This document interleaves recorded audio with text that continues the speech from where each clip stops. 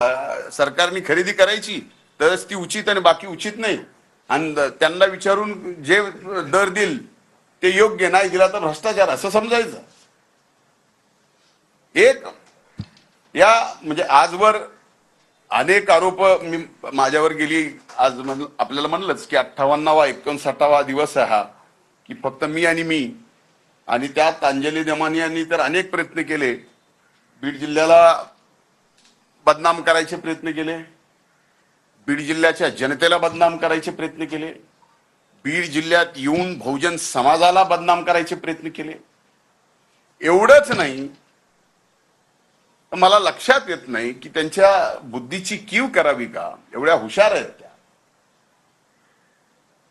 मला आजही आदर आहे, पण जे आरोपी पकडायचे राहिलेत त्यांचा खून झाला म्हणणं म्हणजे हा खोटारडेपणा त्यांचा बाहेर नाही आला. आणि ते जर सगळ्या गोष्टी आजपर्यंत माझं मीडियाला चॅलेंज आहे.